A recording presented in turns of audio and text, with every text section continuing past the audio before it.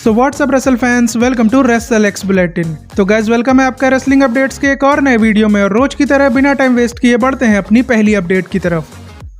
सबसे पहली अपडेट जुड़ी है निकी बेला से, जिन्होंने रिसेंटली एक इंटरव्यू में ब्री बेला के रिटर्न को ऑलमोस्ट कंफर्म कर दिया है। ऐसा इसलिए क्योंकि इंटरव्यू में जब उनसे बेला ट्विंस के समर स्लैम रीयूनियन पर क्वेश्चन किया गया तो उन्होंने कहा कि फैंस बस मंडे नाइट रॉ और स्मैकडाउन को देखते रहेंगे तो उन्हें उनके सवालों के जवाब मिल जाएंगे। और निकी बेला के ऐसा बोलने के बाद से ही ब्री बेला के रिटर्न की स्पेकुलेशन और भी ज्यादा बढ़ गई है। और देखा जाए तो कल स्मैकडाउन पर स्टेफनी वॉकर और सीक्रेट हर्विस की फ्यूड को आगे कंटिन्यू किया गया है, जिससे ये क्लियर है कि WWE निकी बेला, स्टेफनी और सीक्रेट हर्विस के 6 वुमेन टैग टीम मैच की ओर ही आगे बढ़ रही है। और इसी वजह से ब्री बेला का रिटर्न आप लोग ऑलमोस्ट कंफर्म मान लो, फिर चाहे वो रिटर्न समर स्लैम में करे या फिर उसके पहले।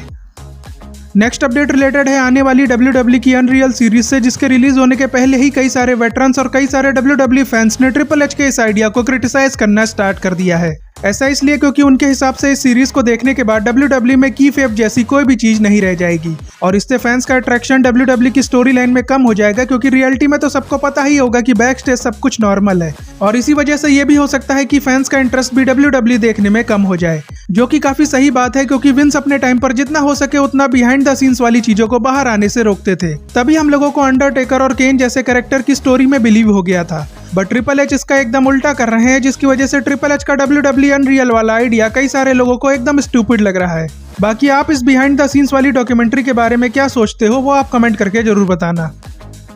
अगली अपडेट रिलेटेड है जॉन सीना के अपडेटेड शेड्यूल से, जिनमें कुछ और डेट्स को ऐड किया गया है, जिसे आप स्क्रीन पर देख सकते हो। जिसमें नोटिस करने वाली बात यह है कि जॉन सीना समर स्लैम के बाद वाले स्मैकडाउन के शो पर भी आने वाले हैं, जिससे जॉन सीना के समर स्लैम में जीतने के चांसेस और भी ज्यादा बढ़ गए हैं। क्योंकि इतना समझदार तो आप लोग भी हो कि आप लोग भी समझ गए होंगे कि जॉन सीना अगर समर स्लैम में हार जाते हैं तो वो अपना मुंह उठाकर अगले ही स्मैकडाउन के शो पर नहीं आएंगे।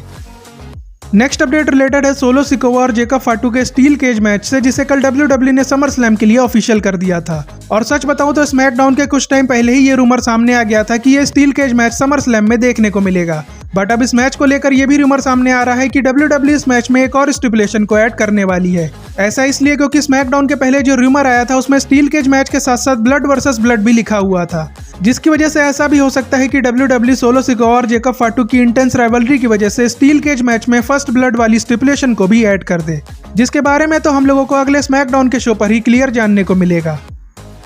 अगली अपडेट जुड़ी है WWE के नए टॉप स्टार से, जिनके बारे में एक मेजर अपडेट सामने आई है, जिसके अकॉर्डिंग WWE जेकब फाटू, रिया रिप्ली और ब्रॉन ब्रेकर को WWE के नए टॉप स्टार बनाने के लिए ग्रूम कर रही है। और WWE चाहती है कि इन तीनों को फ्यूचर में रोमन, कोडी, सीना और पंक का रिप्लेसमेंट बनाया जाए, जिससे ये क्लियर है कि आने वाले टाइम में इन तीनों सुपरस्टार्स को बहुत ही तगड़ा पुश मिलने वाला है। जिसमें से ब्रॉन ब्रेकर का पुश तो WWE ने पिछले हफ्ते रॉ के शो से ही स्टार्ट कर दिया है। बाकी मैं इस लिस्ट में जेकब फाटू की जगह ड्रू मैकिंटायर को देखना चाहता था, क्योंकि वो कंपनी का टॉप स्टार बनना इन तीनों से ज्यादा डिजर्व करते हैं। बट अब नहीं लगता कि ट्रिपल एच कभी ड्रू मैकिंटायर को सेथ रॉलिंस और रोमन रेंस के लेवल का पुश देने के बारे में सोचेंगे।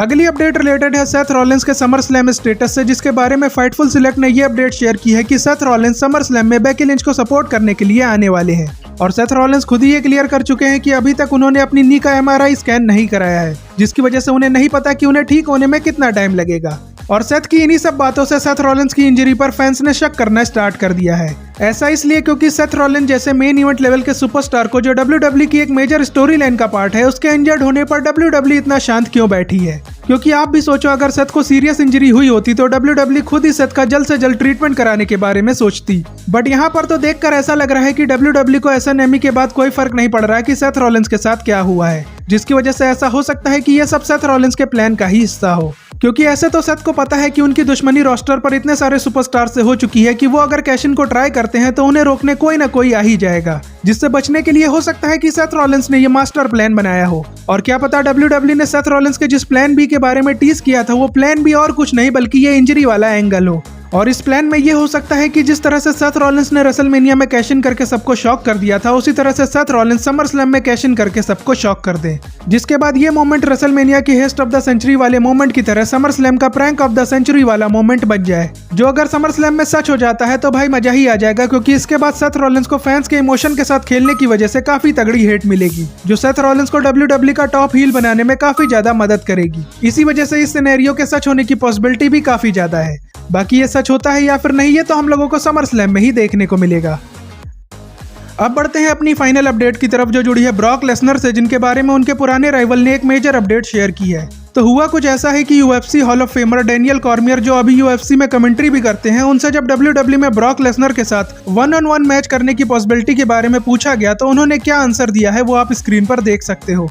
जिसमें डैनियल कॉर्मियर ये बता रहे हैं कि ब्रॉक लेसनर टीकीओ की बैन लिस्ट में है और ब्रॉक लेसनर ने जो कुछ किया है उसकी वजह से ब्रॉक को काफी ज्यादा ट्रबल होने वाली है। जिसका मतलब यह है कि ब्रॉक के रिटर्न के जो रूमर सुनने को मिल रहे हैं उनसे फैंस को अभी ज्यादा खुश नहीं होना चाहिए, क्योंकि डैनियल की बातों से ऐसा लग रहा है कि ब्रॉक को टीकीओ बोर्ड इतनी आसानी से डब्ल्यूडब्ल्यू में रिटर्न नहीं करने देगा। और अगर आप ये सोच रहे हो कि डैनियल कॉर्मियर ब्रॉक के राइवल होने की वजह से झूठ बोल रहे होंगे, तो ऐसा बिल्कुल भी नहीं है, क्योंकि डैनियल कॉर्मियर यूएफसी का जाना माना नाम है जो टीकीओ बोर्ड मेंबर से बातचीत भी करता रहता होगा, तो उनकी बातों को इस तरह से इग्नोर नहीं किया जा सकता। यानी कि ये ब्रॉक लेसनर के फैंस के लिए काफी बड़ी बैड न्यूज है। बट फिर भी अच्छी बात यह है कि ट्रिपल एच और डब्ल्यूडब्ल्यू ब्रॉक को कंपनी में लाने का ट्राई कर रहे हैं। तो होप करते हैं कि जिस तरह से उन्होंने ब्रॉक की मर्च को दोबारा सेल करना स्टार्ट कर दिया, उसी तरह से वो ब्रॉक को फाइनल रन के लिए डब्ल्यूडब्ल्यू में वापस लाने में भी सक्सेसफुल होंगे। बाकी इसी के साथ आज की रेसलिंग अपडेट्स यहीं पर एंड होती है, बट जाने से पहले आप चैनल को सब्सक्राइब जरूर कर लेना और वीडियो को लाइक शेयर करना मत भूलना। और अब आपसे मिलते हैं नेक्स्ट वीडियो में, तब तक के लिए goodbye and see you soon.